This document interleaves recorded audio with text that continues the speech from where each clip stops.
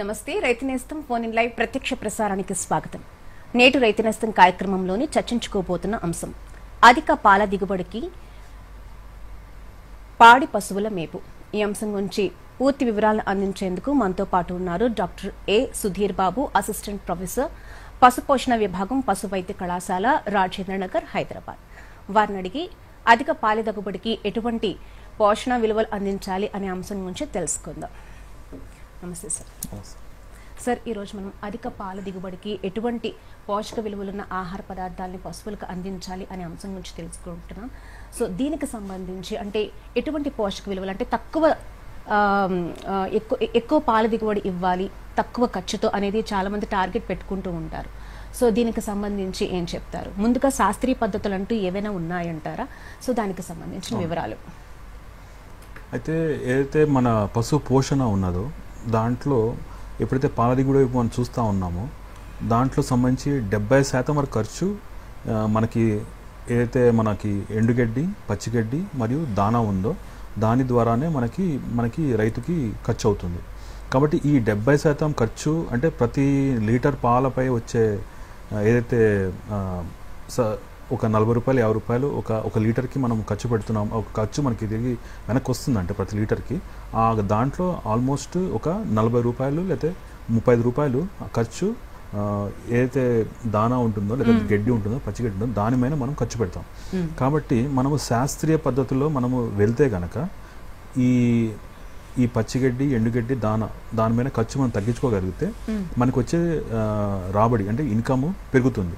కాబట్టి అదొక రకంగా చూసుకోవాలి. తర్వాత మనకి అధిక పాల దిగుబడి రావడం అనేది ప్రతి రైతుకి తన యొక్క పశువు యొక్క ఏదైతే పొటెన్షియల్ ఉంటుందో అంటే అతని దగ్గర ఉన్న ఆవు కానీ బర్రె కానీ ఏదైతే ఉన్నదో దానికి సంబంధించినది రోజుకి 4 లీటర్లు ఇస్తుందా లేకపోతే రోజుకి 8 లీటర్లు ఇస్తుందా అనే విషయము ఆయనకి ముందే తెలుసు. కానీ ఆ పొటెన్షియల్ అంటే అంత మోతాదులో మరి ఆ పశువు పాలు ఇస్తుందా ఇవ్వట్లేదా అనేది ఆయనకి ఫస్ట్ అర్థమవుతుంది. అర్థమైన తర్వాత దాంట్లో మనము ఏ విధంగా శాస్త్రీయ పద్ధతులని మనము దాంట్లో మనము పాటించి అవలంబించి దాని ద్వారా మనము ఖర్చును తగ్గించుకుంటూ తర్వాత ఆ పాల దిగుబడిని పెంచుకునే విధంగా మనము ప్రయత్నం చేయాలి. అదేవిధంగా పశుగ్రాసాలు కూడా కొన్ని ఎంపిక చేసుకుంటూ ఉంటారు. కొన్ని పప్పు దినుసులతో వచ్చిన పశుగ్రాసాలు కానీ అంటే పశుగ్రాసాల్లో రకాలు ఏమున్నాయంటారు? ఎటువంటి పశుగ్రాసాలు ఇవ్వడం ద్వారా అధిక పాల దిగుబడి పొందొచ్చు అంటారు? ఇప్పుడు మీకు తెలుసు పశువులు శాకాహారము, ఖచ్చితంగా వాటికి మనము గడ్డి కానీ పచ్చిగడ్డి కానీ దానా కానీ ఇవ్వాలి. అయితే దీంట్లో మనము ఎండుగడ్డి ఇస్తే మాత్రం మనకి కావాల్సిన అమినో యాసిడ్స్ లేదంటే విటమిన్స్, మినరల్స్ అనేవి చాలా తక్కువ మోతాదులో వస్తాయి. కొన్నిసార్లు దాంట్లో ఉన్న పోషక విలువలు చాలా తక్కువ ఉంటాయి. కాబట్టి మనం ఏం చేయాలంటే ఒకటేమో అంటే ఇప్పుడు ఒక పరిమాణము లేకపోతే ఒక లెక్క ఉన్నది ఏంటంటే ప్రతి 4 పశువులకి కనీసం 1 ఎకరం భూమి ఉండాలి. నీటి వసతి ఉన్న భూమి ఉంటే మనము పచ్చిగడ్డి వేసుకోగలుగుతాము.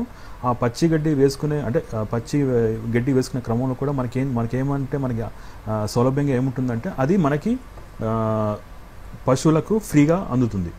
అదొక పాయింట్. నెక్స్ట్ ఈ పచ్చిగడ్డి వేసుకునేటప్పుడు కూడా మనం ఏ విధంగా ఎంపిక చేసుకోవాలంటే దాంట్లో చాలా రకాలు ఉంటాయి. మనకేంటంటే ఇప్పుడు గడ్డి జాతి రకాలు ఉంటాయి, తర్వాత పప్పు జాతి రకాలు ఉంటాయి, తర్వాత ధాన్యపు జాతి రకాలు ఉంటాయి.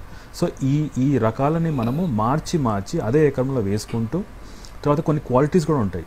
ఎట్లా అంటే మనకి ఆ ప్రదేశంలో సంబంధించిన భూమికి సంబంధించినంత వరకు ఆ గడ్డి వెరైటీ మనము వేసుకోగలుగుతామా, తర్వాత వేసుకున్న తర్వాత ఎన్ని రోజులు కోతకు వస్తుంది, అది ఏకవార్షికమా లేకపోతే బహువార్షికమా, తర్వాత దాంట్లో మనము తొందరగా మనము దాన్ని కోసినప్పుడు కొన్నిసార్లు దాంట్లో కొన్ని విష పదార్థాలు మన ఫాడర్ వెరైటీస్ అంటే మన గడ్డిలో కోసినప్పుడు కొన్ని విష పదార్థాలు వస్తుంటాయి.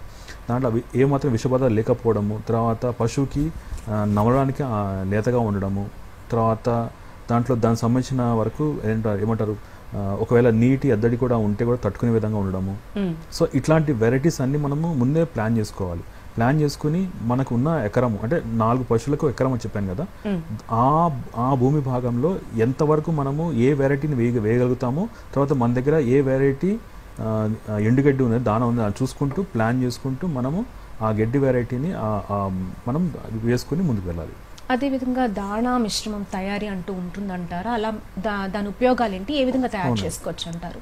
ఇప్పుడు మనము మార్కెట్కి వెళ్ళి, అంటే ఇప్పుడు నేను చెప్పాలనుకుంది ఏంటంటే, మనకి ఏదైతే పశువు పోషణలో ఉన్న 3 ముఖ్యమైన పార్ట్స్ ఉంటాయి. ఏదంటే ఎండుగడ్డి, పచ్చిగడ్డి, తర్వాత దాన. ఈ ఇప్పుడు మనకి ఒకవేళ 100 కిలోల పశువు, అంటే ఒక 100 కిలోల పశువు ఉంది అనుకోండి, దాంట్లో నిష్పత్తి ఏంటంటే 2.5 అంటే 2.5 కేజీలు మనకి డ్రై మ్యాటర్ అంటారు. అంత గడ్డిని మనము ప్రతి పశువుకి ప్రతి 100 కేజీ సమకూర్చాలి. సో ఇప్పుడు 400 కేజీల పశువు ఉంది అనుకోండి, దానికి మనం 10 కేజీల 10 కేజీల మనకి డ్రై మ్యాటర్ సమకూర్చాలి. ఈ 10 కేజీల డ్రై మ్యాటర్లో 1/3 దానా రూపంలో ఇవ్వాలి. తర్వాత మిగతా 3 భాగాలలో మనము ఎండుగడ్డి, పచ్చిగడ్డి ఇవ్వాలి. ఇప్పుడు మనకి ఈ ఎండుగడ్డి, పచ్చిగడ్డి ఇచ్చే క్రమంలో ఏదైతే రిమైనింగ్ 3 పార్ట్లలో 1 పార్ట్ నిష్పత్తి చెప్పానో ఆ పార్ట్ దానా ఇవ్వాలి. ఈ దానా కూడా ఎందుకు ఇవ్వాలంటే, మనకి దాంట్లో జీర్ణమయ్యే మాంసకృతులు, తర్వాత జీర్ణమయ్యే పిండి పదార్థాలు పుష్కలంగా ఉంటాయి. ఇవేంటంటే మనకి ఏదైతే పాల దిగుబడి ఇస్తున్నాయో పశువుకి, ఆ పాల దిగుబడి ఇచ్చే క్రమంలో ఆ పశువు తనకి అందే పోషకాలకి మించి అది పాలలో తన పోషకాలని ఇచ్చేస్తూ ఉంటుంది. ఏది మన పాలలో నుంచి అది డ్రైన్ అయిపోతుంటుంది. కాబట్టి ఆ పశువుకి ఖచ్చితంగా మనము తన యొక్క పాలు ఇచ్చే ఏదైతే సైకిల్ ఉంటుందో ఆ సైకిల్లో ఖచ్చితంగా మనము దానికి కావాల్సిన ఎనర్జీని, అదే మనకు కావాల్సిన ఎనర్జీ మరియు ప్రోటీన్ని మనము సమకూరుస్తూ ఉండాలి. లేదంటే పశువు తన బరువును కోల్పోతుంది. అదేవిధంగా వచ్చే నెక్స్ట్ ఎదకి లేట్గా రావడం అవుతుంది. ఆ తర్వాత తన ఇమ్యూనిటీ కోల్పోతుంది. కాబట్టి మనము దానా రూపంలో మనము దానికి కావలసిన పోషక పదార్థాలు అందించాలి. అంటే జీర్ణమయ్యే మంచి పోషకాలు, పిండి పదార్థము మరియు మాంసకృతులు. ఈ దాంట్లో నేను ఏమంటున్నానంటే, ఒకవేళ దానా గనక మీరు సొంతంగా తయారు చేసుకోగలిగితే ఖర్చుని విపరీతంగా తగ్గించుకోవచ్చు. తర్వాత మీ యొక్క ప్రతి ఒక్క ఐటమ్, అంటే మీరు ఇప్పుడు గ్రౌండ్నట్ కేక్, అంటే మన వేరుశనగ చెక్క కానీ, లేదంటే తవుడు, మన ఇవన్నీ, తర్వాత ఉప్పు, ఖనిజ లవణ మిశ్రమము, తర్వాత యూరియా, ఇట్లా మనం ప్లాన్ చేసుకోవచ్చు. ప్లాన్ చేసుకుని మనం సొంతంగా తయారు చేసుకుంటే దానా ఒకటేమో మార్కెట్ నుంచి అనుకూలమైన రేట్లో వస్తుంది. మీకు తెచ్చిన దానా కూడా మీరు సొంతంగా తయారు చేసుకుంటారు. కాబట్టి ఎంత చేసుకోవాలో మీరు చేసుకుంటారు, మరి తగిన విధంగా స్టోర్ చేసుకుంటారు, తగిన విధంగా పశువుకి ఇస్తారు. కాబట్టి మీకు పూర్తి ఇన్స్పెక్షన్ ఉంటుంది. తర్వాత పశువు కూడా అది ఇవ్వడం వల్ల చాలా వరకు ఖర్చు తగ్గుతుంది. తర్వాత వాటి యొక్క ప్రొడక్షన్ కూడా ఇంప్రూవ్ అవుతుంది. కాలర్ రెడీగా ఉన్నారు, మాట్లాడదాం సార్. హలో, మురళి గారు నెల్లూరు నుంచి. ఏలూరు నుంచి అడగండి సార్, మీ డౌట్ అడగండి.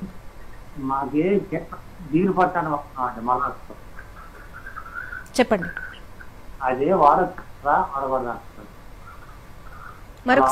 మరొకసారి ప్రశ్న వివరించండి.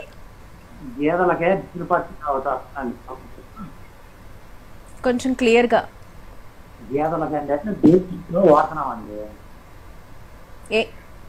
టీవీ వాల్యూమ్ మ్యూట్ చేసుకొని కొంచెం తగ్గించి. నాకు అర్థమైంది, చెప్పండి. నాకు అర్థమైంది. ఆయన చెప్పాల్సింది ఏంటంటే, ఆయన సంబంధించిన గేదెలకి బీరు పొట్టు, అదే కదండి, బీరు పొట్టు గురించి మీరు అడుగుతున్నారు. అవునండి, నాకు అర్థమైంది. అయితే నేనేమంటున్నానంటే, పశువులకి సాధారణంగా మనము, ఇది కొత్తగా వచ్చిన ఒక పదార్థం, ఇది బీరు పొట్టు. ఈ బీరు పొట్టు మరి మీకు తడిగా వస్తుందా, పొడిగా వస్తుందా?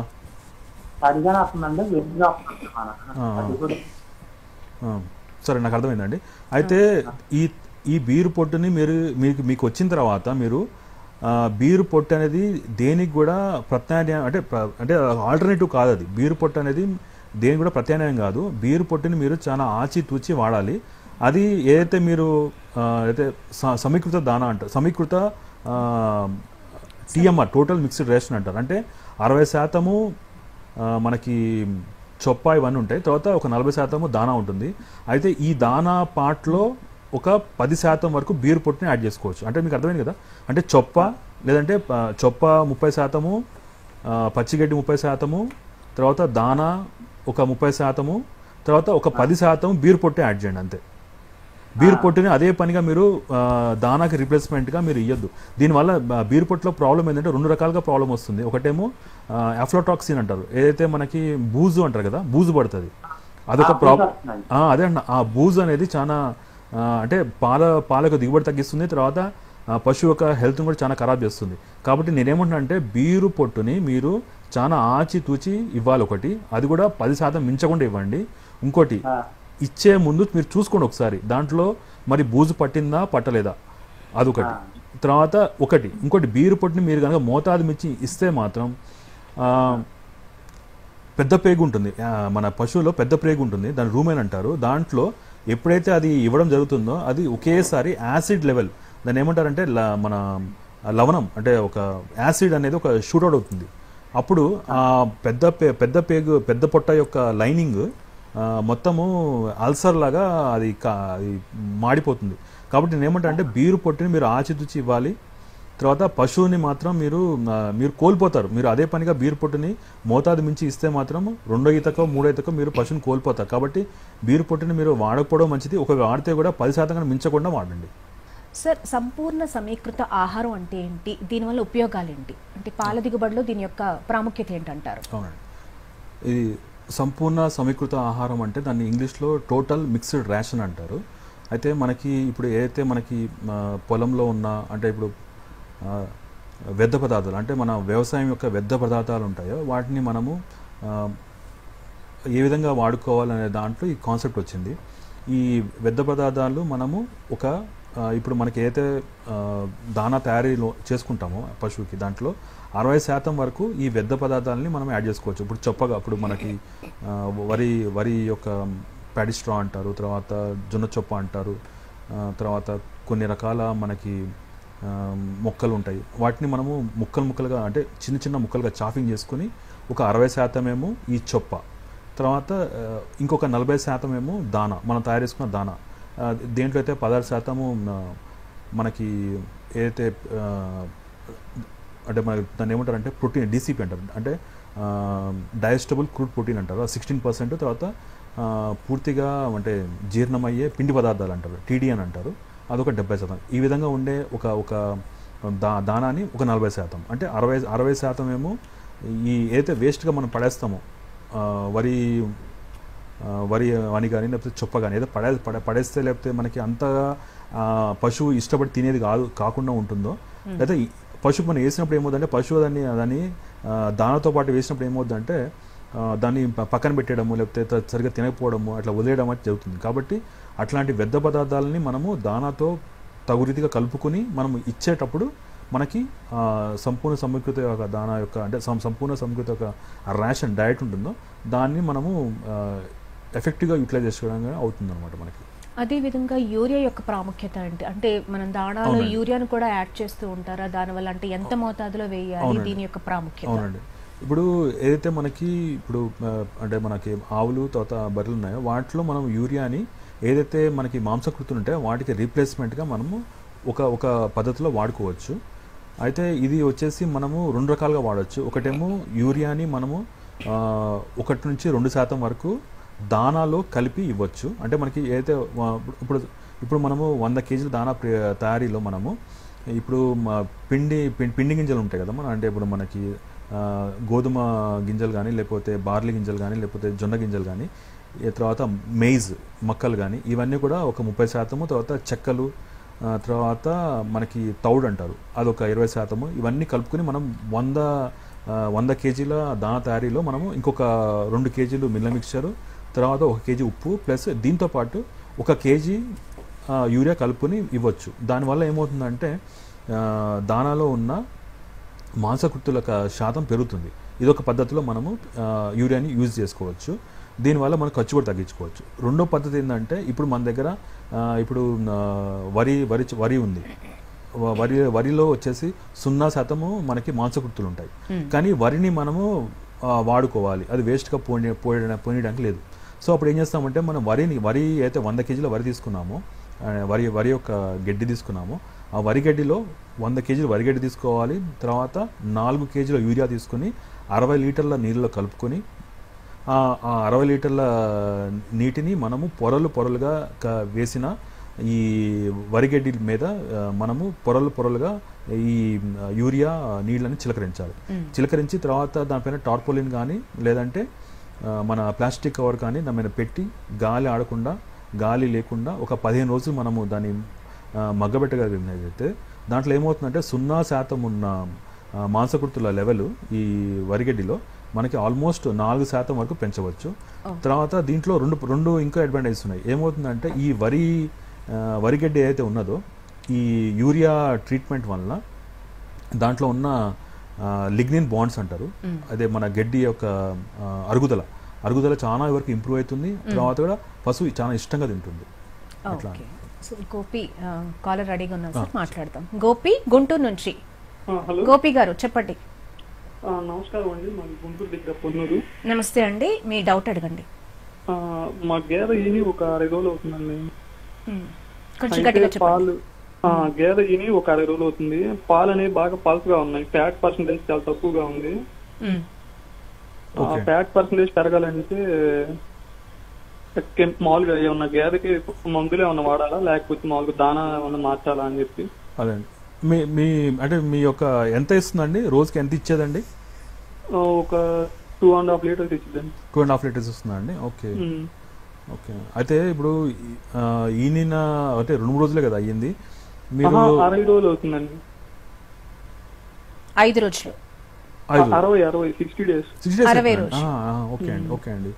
అయితే మీరు ఏంటంటే మీరు ఒక పని చేయండి, లేకపోతే మీరు ఏదైతే మన కాటన్ సీడ్ కేక్ ఉంటుంది కదండి, మన ఏమంటారు కాటన్ సీడ్ అంటే మనకి దూది చెక్క అంటారు కదా, మన ఏమంటారు పత్తి గింజలు చెక్క ఉంటుంది కదా, అది నానబెట్టి ఏమన్నా 1/2 కిలో అట్లా యాడ్ చేయండి, చేసి చూడండి ఒకసారి. మీరు మీరు అన్న దానా కూడా మీరు సొంతంగా తెచ్చి చేస్తున్నారా, లేకపోతే ఎక్కడ కొనుక్కొస్తున్నారా దానాని? సొంతంగా అండి, సజ్జలు పట్టించి. మీరు పని చేయండి, మీరు కనుక ఇప్పుడు నేను చెప్పిన ఈ ఖనిజాల అంటే మిల్ల మిక్చర్ ఒకటి యాడ్ చేయండి. మీరు రోజుకి 40 గ్రాములు దానాలో ఏది మీరు దానా వాడుతున్నారో ఆ దానాలో ఇంకొక 40 గ్రాములు అంటే రోజుకి 40 గ్రాముల లవణ అంటే మన మిల్ల మిక్చర్ని యాడ్ చేసి చూడండి, అదొకటి.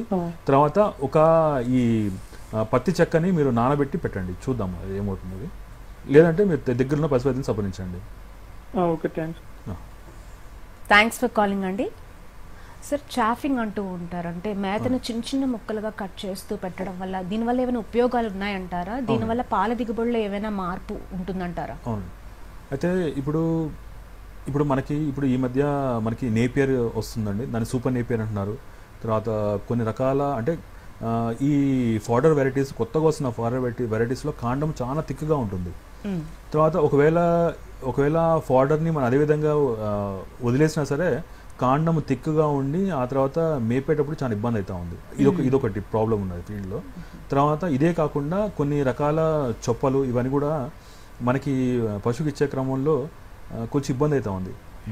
దానికి సొల్యూషన్ ఈ చాఫింగ్ అంటే చిన్న ముక్కలుగా కత్తిరించుకోవడం. దీనివల్ల ఏమవుతుందంటే ఒకటేమో పశువుకి అయితే మనం ముక్కలుగా చేసి ఇచ్చే క్రమంలో పశువుకి తన యొక్క చాయిస్ అంటే వదిలిపెట్టేది తక్కువ, తినేది ఎక్కువ ఉంటుంది. చాయిస్ అనేది తక్కువ, అంటే చిన్న ముక్కలుగా చేయడం వల్ల ఈజీగా తింటుంది.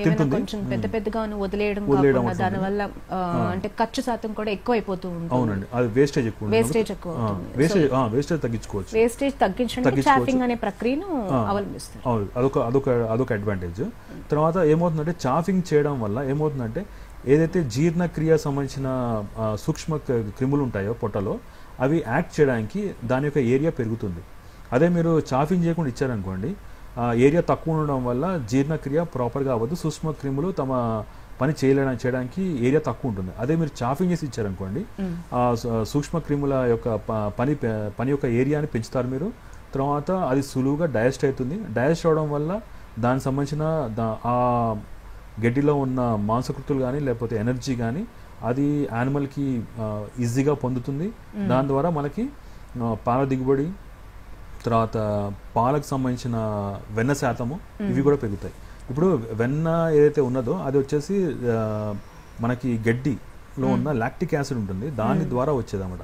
సో ఎంత మీరు చాఫింగ్ చేసి పీచు పదార్థాన్ని మీరు ఎంత మీరు యానిమల్కి మన పశువుకి ఇస్తారో, ఎంత జీర్ణక్రియని ఎంత మీరు పెంచుతారో అంత దాని యొక్క పాలలోని యొక్క వెన్న శాతం పెరుగుతుందండి. అంటే ఎప్పుడైతే సర్ఫేస్ ఏరియా అనేది పెరుగుతుందో అబ్సార్ప్షన్ పెరిగి తద్వారా ఎక్కువ జీర్ణక్రియ అనేది జరుగుతుంది. సూక్ష్మ క్రిముల యొక్క పనితనం పెరుగుతుంది, ఏరియా పెరుగుతుంది. దాని ద్వారా మనకి ఎనర్జీ అన్ని అవి వచ్చి తర్వాత ఫైనల్ అవుట్పుట్ ఏంటంటే వెన్న శాతము, తర్వాత పాలు దిగుబడి ఎక్కువగా ఉంటుంది. సార్ చాలా మంది అంటే పశువుల్ని కొత్తగా పెంచుకోవాలి అనుకుంటారు, కానీ ఎటువంటి పశువులను పెంచుకోవాలి, ఎటువంటి అంటే ఎక్కువ పాల దిగుబడి ఇచ్చే వాటిని పెంచుకోవాలని అనుకుంటారు. సాధారణంగా జెర్సీ ఆవులు అనే దానికి చాలా ఎక్కువ పేరు బాగా ఎక్కువ వినిపిస్తుంటుంది, ఎక్కువ పాల దిగుబడి ఉంటుంది, ఇది చూడడానికి చాలా ఆరోగ్యవంతంగా కనిపిస్తాయని. అంటే ఎంపిక విషయంలో పాల దిగుబడి ఎక్కువ ఇస్తాయి అనుకునే విషయంలో వేటిని మనం చూస్ చేసుకోవాలంటారు? అంటే ఇక్కడ ఏరియాని బట్టి ఈ ఏరియాలో తీసుకోవాలి, కొనుక్కోవాలి అని దీన్ని బట్టి కూడా పాల దిగుబడి ఉంటుంది. వాటి గురించి మనకి రైతు యొక్క ఫస్ట్ అంటే రైతు ముందుగా తన యొక్క దగ్గరలో ఉన్న వ్యాపారస్తులను బట్టి, తన యొక్క పరిసరాలను బట్టి, తన యొక్క అంటే అతనికి ఉన్న ప్రీవియస్ ఎక్స్పీరియన్స్ బట్టి అతనికి ముందుగానే ఐడియా ఉంటుంది. అంటే మనము ఆవులను తీసుకుందామా, గేదెలను తీసుకుందామా, అది కూడా ఆవుల్లో కూడా మనకి మార్కెట్లో ఉంది వ్యాపారం అంటే మనకి ఒకవేళ పాలు మన తీసుకొస్తే మనకి ఎట్లా సేల్ అవుతుంది ఇవన్నీ ఐడియా ఉంటుంది. తర్వాత పొటెన్షియల్ అంటే మనకి ఎంతవరకు తన యొక్క అంటే తీసుకునేటప్పుడు 2వ ఈతలు తీసుకుంటున్నామా, తర్వాత 3వ ఈతలు తీసుకుంటున్నామా, అంటే మన యొక్క ప్లానింగ్ ముందే చేసుకోవాలి. ఎందుకంటే మనకి మొదటి ఈతలు తీసుకున్న పశువుకి మనకి కొంచెం రిస్క్ ఎక్కువ ఉంటుంది.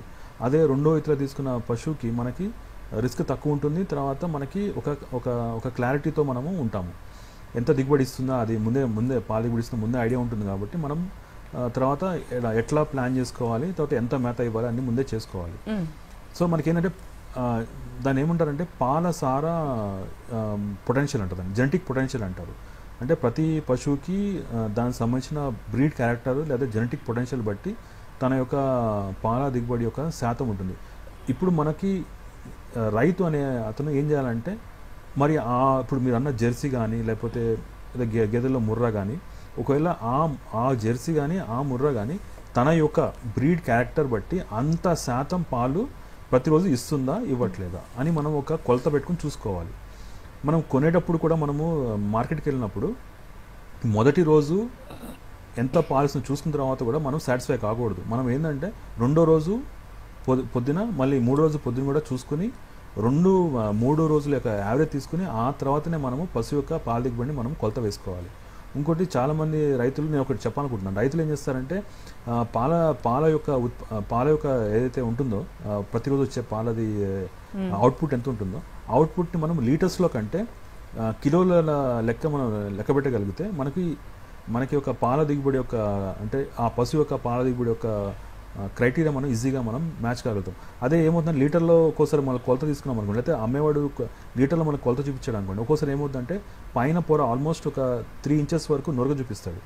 ఆ నురగని మనము పాల దిగుబడి కింద తీసుకోవడం వాల్యూమ్ అనుకుంటాం, కానీ పైనంతా కూడా ఓన్లీ ఫోమ్ ఉంటుంది. కాబట్టి మనం ఏం చేస్తామంటే నేనేమన్నానంటే కిలో లెక్క బెటర్గా చేసుకోవాలి. కాబట్టి మొదటి రోజు వదిలిపెట్టి 2వ రోజు 3వ రోజు మనం సెలక్షన్ చేసుకుంటూ దిగుబడి చూసుకుంటూ అది కిలో లెక్కన పాలని మనం మెజర్ చేసుకుని ఆ తర్వాత తీసుకుని ఆ తర్వాత అంత లెక్కన అది ముర్రానా లేకపోతే జెర్సీనా అంత అంటే దాని యొక్క బ్రీడ్ క్యారెక్టర్ ప్రకారం అంత లీటర్లు ఇస్తుందని మ్యాచ్ చేసుకుని అంటే ముర్రా జెర్సీ ఇవి చాలా బెస్ట్ అని చెప్తారు. అవునండి, మనకైతే బాగా వస్తుంది ఇక్కడ.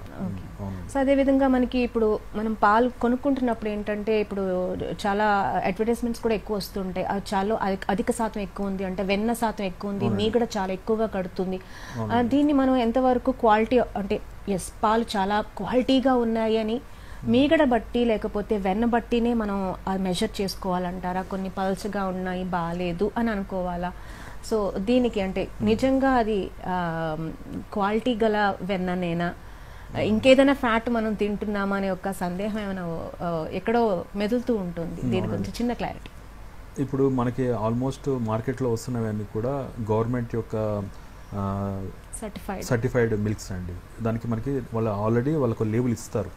ఆ లేబుల్లో ఆల్రెడీ దాంట్లో మనకి SNF యొక్క మోతాదు, తర్వాత ఏదైతే వెన్న శాతం మోతాదు ఇవన్నీ కూడా వాళ్ళు చెప్తారన్నమాట. సో అకార్డింగ్లీ మనము ఫుల్ క్రీమా లేకపోతే తర్వాత ఎంత ఉందని చూసుకోవచ్చు. కాబట్టి ఇది మనకి ఏంటంటే ఇది సెల్ఫ్ సర్టిఫైడ్ ఎవరైతే ఇప్పుడు కొంచెంమంది పాలు అమ్మేవాళ్ళు తమ సెల్ఫ్ సర్టిఫికేషన్ ఇస్తారు. అది కాకుండా మనం ఏంటంటే సర్టిఫికేషన్ గివెన్ బై గవర్నమెంట్ ఉన్న పాల యొక్క సప్లయర్ నుంచి తీసుకోవడం మంచిదండి. ఓకే. సో అదేవిధంగా మనం నీరు ఖచ్చితంగా నీరు అనేది పశువులకు పెడుతూ ఉంటాం. ఈ నీటి యొక్క ప్రాముఖ్యత అంటే ఎంత మోతాదులో పెట్టాలంటే నీరు ఎక్కువ తీసుకుంటే మళ్ళీ తక్కువగా అంటే క్వాలిటీ లెస్ తక్కువ ఇస్తుందా, పల్చటి పాలు వస్తాయా, దానికి సంబంధం ఉందా, అసలు ఎంతవరకు నీరు పెట్టాలి, దీని యొక్క ప్రాముఖ్యత? అయితే నీరు అనేది ఎట్లయితే మనకు కూడా ఎంత అవసరమో అట్లాగే పశువు కూడా నీరు చాలా అవసరము. అది కూడా దాన్ని పోర్టబుల్ వాటర్ అంటారు. అంటే తాగడానికి ఉపయోగమైన వాటర్ మాత్రమే పశువుకి ఇవ్వాలి. మనకి ఏదో మనకి పనికిరాని వాటర్ అయితే కలుషితమైన వాటర్ అస్సలు మనం పశువుకి ఇవ్వకూడదు. తర్వాత ప్రతిరోజు తాగడానికి మాత్రమే ప్రతి పశువు 30 నుంచి 40 లీటర్ల నీరుని తనకి తాగడం కోసం వాడుకుంటుంది. ఇది కాకుండా ఒక లెక్క ప్రకారం ఏంటంటే ఒక పశువుని మనం మెయింటైన్ చేయాలంటే కనీసము 120 లీటర్ల నీరు అవసరం పడుతుంది. అంటే తాగడానికి మరియు పశువుని మెయింటైన్ చేయడానికి, కడగడానికి, తర్వాత షెడ్ మెయింటెనెన్స్ కూడా. అంటే దాదాపుగా ప్రతి పశువు మీద మనము 120 లీటర్ల నీటిని ప్రతి పశువు మీద మనము వెచ్చించాల్సిన అవసరం ఉంటుంది. కాబట్టి ఒకటేమో నీటి యొక్క పరిశుద్ధత, తర్వాత నీటి యొక్క లభ్యత, ఈ రెండింటి మీద మనము ఎక్కువ దృష్టి పెట్టాలి. ఎందుకంటే ఇప్పుడు వచ్చేది వేసవి కాలం కాబట్టి మనకి నీటి సౌకర్యం ఉన్న షెడ్ని మేనేజ్ చేసుకోవాలి ఒకటి. తర్వాత ఖచ్చితంగా ఈ నీటిని మనము ప్రతి పశువుకి ఈజీగా అవైలబుల్ ఉండాలి. అంటే దానికి అది నీటి కోసం వేచి ఉండకూడదు. అంటే నేను చెప్పాలి, రైతు కూడా ఏం చెప్పాలనుకుంటానంటే పశువుకి తనకు అవసరం అనుకుంటే వెళ్ళి నీళ్ళు తాగే విధంగా మనం నీటిని దానికి దగ్గరలో ఉంచాలి. అంతేగాని పశువు కట్టేసి మీరు నీరు ఇవ్వడం అనేది చేయకుండా దానికి అవసరం అనుకున్నప్పుడు తాగే విధంగా దానికి అప్రోచ్ లో ఉండాలి. అదే విధంగా పీచు పదార్థం, ఫైబర్ ఫుడ్, మనకైనా కూడా పీచు పదార్థం చాలా అంటే జీర్ణక్రియకు చాలా ఉపయోగపడుతుందని చెప్తూ ఉంటారు ఫైబర్ ఫుడ్. సో మన పశువుల్లో ఫైబర్ ఫుడ్ ఎలా లభ్యమవుతుంది, ఎటువంటివి పెట్టాలి, దాని యొక్క ప్రాముఖ్యత? అవునండి. ఇప్పుడు మనకి పశువుకి పచ్చిగడ్డి ఇస్తే మాత్రమే, తర్వాత దానా ఇస్తే మాత్రమే కూడా పశువుకి కరెక్ట్ కాదు. ఎందుకంటే పీచు అనేది ఒక ఫిల్లర్, అంటే మనకి నిండుతనం ఇస్తుంది అనమాట. పొట్ట అయితే మనకి రూమెన్, అంటే మనకి పశువులో 3 భాగాలు ఉంటాయి: రూమన్, రెటికులం, ఒమేసం, ఎబోమేసం అంటారు. ఎబోమేసం మాత్రమే ట్రూ స్టమక్. అంటే ట్రూ స్టమక్ అంటే ఎక్కడైతే మనకి రసాయనాలు ప్రొడ్యూస్ అయ్యి డైజెస్ట్ అవుతాయి. కానీ రూమెన్, రెటికులము, ఒమేసం అంటారు. వీటి మూడిట్లో జీర్ణక్రియ సూక్ష్మ క్రిముల ద్వారా జరుగుతుంది అనమాట. సో ఈ సూక్ష్మ క్రిములకి సంబంధించినంత వరకు ఈ పీచు పదార్థము ఉండడం అనేది చాలా ఇంపార్టెంట్. ఈ సూక్ష్మ క్రిములు ఈ పీచు పదార్థాలని వాడుకుంటూ తమ యొక్క డెవలప్మెంట్ చేసుకుంటాయి. ఒకటేమో సూక్ష్మ క్రిముల యొక్క డెవలప్మెంట్. అంటే మీరు ఒక నానుడు ఉంది, ఏముందంటే పశువులకి మనము మేత ఇవ్వడం అంటే పశువులకి మేత ఇవ్వడం కాదు, పశువులో ఉన్న సూక్ష్మ క్రిములకు మేత ఇవ్వడం. ఎందుకంటే సూక్ష్మ క్రిములు ఏదైతే జీర్ణక్రియ ఉన్నాయో అవి పశువుకి తరఫున అవి చేసి పెడతాయి. సో వాటి కోసం మనం ఏం చేయాలంటే ఒకటేమో ఫైబర్ లేదా పీచు పదార్థం ఇచ్చినప్పుడు, ఒకటేమో జీర్ణ ప్రక్రియ అంటే యాసిడ్ బేస్ బ్యాలెన్స్ సమపాల్లో ఉంటుంది ఒకటి. నెక్స్ట్ సూక్ష్మ క్రిములకి కావాల్సిన బేస్ లేదా ఏమంటే సబ్స్ట్రేట్ దొరుకుతుంది. ఆ తర్వాత జీర్ణక్రియ కూడా బాగా అవుతుంది. దీని ద్వారా ఇంకోటి కూడా ఏమవుతుందంటే ఒకవేళ పీచు పదార్థం తగిన మోతాదులో లేదనుకోండి, మీరు అన్న విధంగా అది మరి ఏమంటారు రూమెన్ బ్యాలెన్స్ లేకపోవడము, లేదా లోపల ఉన్న అదేంటి సరిగ్గా పేడ రాకపోవడము, ఇవన్నీ కూడా ప్రాబ్లమ్స్ అరైజ్ అవుతాయండి. అదేవిధంగా వైటమిన్ ఏ అంటే మనకు కూడా మనుషులకి వైటమిన్ ఏ ఎంత అవసరమో, అసలు వైటమిన్ ఏ యొక్క ప్రాముఖ్యత ఏంటి పశువులలో? అంటే పాల దిగుబడి అధికంగా ఉత్పత్తి చేయడంలో వైటమిన్ ఏ యొక్క ప్రాముఖ్యత గురించి. వైటమిన్ ఏ అనేది చాలా ఇంపార్టెంట్ విటమిన్ అండి. ఎందుకంటే అది చాలా ఎక్కువ మోతాదులో మనకి పచ్చిగడ్డిలో ఉంటుంది. ఈ పచ్చిగడ్డి లేని పశువుల్లో వైటమిన్ ఏ లోపము చాలా ప్రస్ఫుటంగా అనిపిస్తుంది. ఈ వైటమిన్ ఏ లేకపోవడం వల్ల టైంకి ఎదక రాకపోవడము, తర్వాత పాల దిగుబడి అమాంతం పడిపోవడము, తర్వాత పాలలో వెన్న శాతం తగ్గిపోవడము, ఇవన్నీ జరుగుతాయి. ఇది కాకుండా ఇమ్యూనిటీ అంటే రోగ నిరోధక శక్తి కూడా చాలా తగ్గిపోతుంది. కాబట్టి మనం ఏంటంటే పచ్చిగడ్డిని మనము ఎంత వీలైతే అంత మోతాదులో మనము ఇంక్రీజ్ చేసుకుంటూ, తర్వాత అదేవిధంగా ఎండుగడ్డి, తర్వాత దానా, ఇవి 3 బ్యాలెన్స్ చేసుకోగలిగితే మనకి చాలా వరకు ఉపయోగం ఉంటుంది. ఇంకోటి విటమిన్ ఏ, ఒకవేళ మీరు ఎండుగడ్డే ఉన్నది, దానా మాత్రమే ఉన్నది, మీకు విటమిన్ ఏ మీకు ఇవ్వలేకపోతున్నారు అంటే పచ్చిగడ్డి ఇవ్వలేకపోతున్నారు అనుకుంటే ఖచ్చితంగా మీరు సింథటిక్ విటమిన్ ఏ ఉంటుంది, అదన్నా ఇచ్చినా సరే మనకి మనకి పాల దిగుబడి కానీ లేకపోతే యానిమల్ హెల్త్ కానీ మనం మేనేజ్ చేసుకోవచ్చు, అంటే మెయింటైన్ చేయగలుగుతాం మనం. సార్ కాలర్ రెడీగా ఉన్నారు సార్, మాట్లాడదాం. కృష్ణ గౌడ్ గారు రంగారెడ్డి జిల్లా నుంచి. హలో హలో నమస్కారం మేడం. నమస్కారం మేడం. నమస్తే అండి, మీ డౌట్ అడగండి, సార్ ఉన్నారు. చెప్పండి సార్. మాకు సాయివాల ఆవు కావాలి సార్. చెప్పండి మళ్ళీ ఒకసారి. సాయివాల ఎక్కడ ప్రశ్న కొంచెం క్లియర్ గా అడుగుతారా? సాయివాల ఆవు కావాలి మేడం. ఓకే ఓకే ఓకే అండి ఓకే అండి ఓకే ఓకే అండి. మీకు సాహివాల్ ఆవు కావాలంటున్నారు అంతే కదండి? అవునండి. అయితే మీరు మీ దగ్గరలో ఉన్న పశువైద్యం సంప్రదించండి, ఆయన మీకు హెల్ప్ చేయగలుగుతారు. ఇక్కడ లేవు సార్, ఇక్కడ మా మండల సైడ్ లేవు, కల్కడాపల్లి మండల సైడ్ లేవు. మాకు బోర్ ఉంది, ఆవు తీసుకుందాం అనేసి. నాకు అర్థమైంది. నేను దీంట్లో నేనేమి అంటే నాకు అంత ఐడియా లేదండి నాకు. ఓకే, థ్యాంక్స్ మీ ఫర్ దగ్గరలో కాలింగ్ అండి. పశువైద్యుని మీరు అడగండి, సహాయం అడగండి. థ్యాంక్స్ ఫర్ కాలింగ్ అండి. Sir, bypass fat and bypass protein ఈ రెండిటికి మధ్య వ్యత్యాసం ఏంటి? ఈ పద్ధతి అవలంబించడం వల్ల ఉపయోగాలు ఏంటండి? ఇంతకుముందు మీకు చెప్పాను కదండి. ఇంతకుముందు ఏం చెప్పానంటే ఏదైతే మన పెద్ద పొట్ట ఉంటుందో, రూమెంట్ ఉందో, దాంట్లో మనకి సూక్ష్మ క్రిములు జీర్ణ ప్రక్రియని చేస్తూ ఉంటాయి. ఇప్పుడు ఒకవేళ మనకి పాల దిగుబడి అధికంగా ఉందనుకోండి, ఒకవేళ 10 నుంచి 15 లీటర్ల పాల దిగుబడి ఉందనుకోండి, అప్పుడు మనము ఏదైతే పచ్చిగడ్డి ఇస్తామో, ఎండుగడ్డి ఇస్తామో, తర్వాత దానా ఇస్తామో, అది ఈ 15 లీటర్ల పాలకి సరిపోదు. అప్పుడు మనం ఖచ్చితంగా హై ఎనర్జీ ఫ్యాట్ అంటాము, లేదంటే హై ఎనర్జీ ప్రోటీన్ అంటాము, ఇవి ఖచ్చితంగా ఇవ్వాలి. ఎందుకు ఇవ్వాలంటే ఇవి ఎప్పుడైతే మనము బైపాస్ ఫ్యాట్, బైపాస్ ప్రోటీన్ ఇస్తామో అది ఈ పెద్ద పొట్టలో అది ఏమంటే డైజెస్ట్ కాదు, అంటే అది సూక్ష్మ క్రిములకు సంబంధించినంత వరకు అది జీర్ణక్రియ చేయలేదు. అవి మళ్ళీ కూడా అవి ఎక్కడైతే పెద్ద పేగులోకి వెళ్తాయి. ఆ పెద్ద పేగులు అవి డైజెస్ట్ అయ్యి అక్కడ నుంచి దానికి సంబంధించిన ఫ్యాట్ కానీ, అంటే ఫ్యాటు, దాని ద్వారా ఎనర్జీ, తర్వాత ప్రోటీన్, దాని ద్వారా అమినో యాసిడ్స్, తర్వాత మాంసకృతులు, ఇవన్నీ కూడా ఆ తర్వాత అక్కడ నుంచి నేరుగా పశువు యొక్క సిస్టంలోకి వెళ్ళిపోతాయి. అక్కడ నుంచి ఆ పశువు ఏదైతే తన హై పాల దిగుబడి అవుతుందో, ఆ పాల దిగుబడికి సంబంధించిన బాడీ యొక్క బరువును తగ్గిపోతూ ఉందో దానికి బ్యాలెన్స్ చేసుకుంటూ ఆ పాల దిగుబడిని తగ్గకుండా మేనేజ్ చేస్తుందండి. కాబట్టి ఈ బైపాస్ ఫ్యాట్, బైపాస్ ప్రోటీన్ అనేది మనము ఈ పెద్ద పొట్టలో డైజెస్ట్ కాకుండా మనకి డైరెక్ట్గా పెద్ద పేగులో డైజెస్ట్ అయ్యే విధంగా ప్లాన్ చేసుకుంటూ ఆ బైపాస్ ఫ్యాట్, బైపాస్ ప్రోటీన్ అక్కడ నుంచి మనకి ఎనర్జీ కానీ, ప్రోటీన్ కానీ యానిమల్కి అందే విధంగా మనం చేసుకోవడానికి ఈ బైపాస్ ఫ్యాట్, బైపాస్ ప్రోటీన్ ఉపయోగపడుతుందండి. అదేవిధంగా అంటే పాల దిగుబడి తగ్గడానికి పశువుల్లో కొన్ని ఆరోగ్య సమస్యలు అంటూ వస్తూ ఉంటాయి. అంటే ఎటువంటి ఆరోగ్య సమస్యల వల్ల, అంటే వాటిని గుర్తించకపోవడం కూడా ఒక్కొక్కసారి రైతు చేస్తూ ఉంటారు. అంటే ఎటువంటి ఆరోగ్య సమస్యల్ని ఎప్పుడు గమనించాలంటారు, గుర్తించాలంటారు, తద్వారా దిగుబడిని పెంచుకోవచ్చు అంటారు? అవునండి. ఇప్పుడు మనకి 3 రకాలుగా మనం కేటగిరీ చేసుకోవచ్చు. ఒక కేటగిరీ ఏంటంటే ఈయనే ఒక కొద్ది రోజుల ముందు వరకు, ఈనిన తర్వాత ఈనిన తర్వాత 6 వారాల తర్వాత, ఈ 3 యొక్క క్లాసిఫికేషన్ ఉందండి.